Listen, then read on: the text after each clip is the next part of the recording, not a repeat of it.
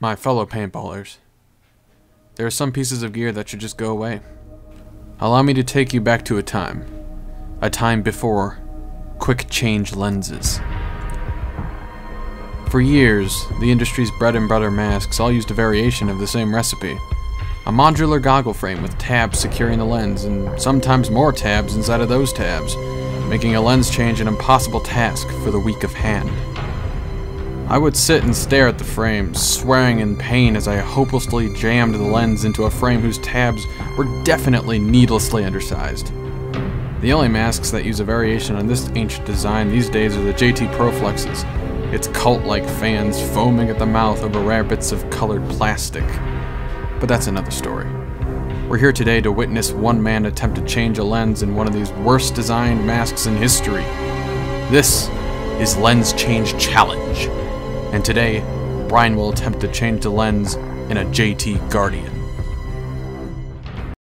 We see Brian inspecting the unholy mess that is the JT Guardian.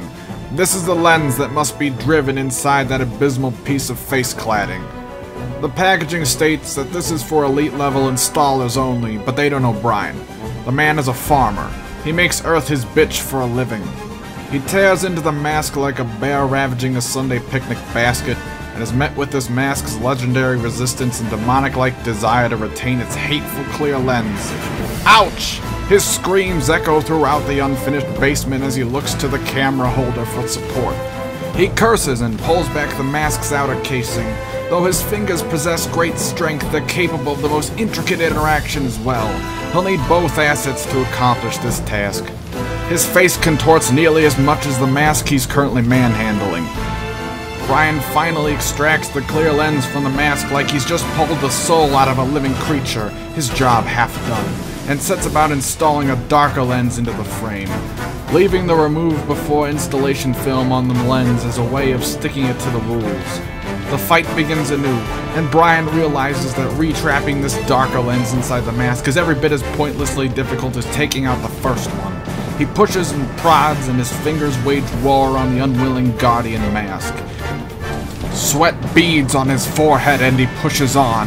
Inside his brain, doubt casts shadows on his thoughts. Brian has cracked the code on the installation process where millions before him failed, but will he have the strength to finish the puzzle?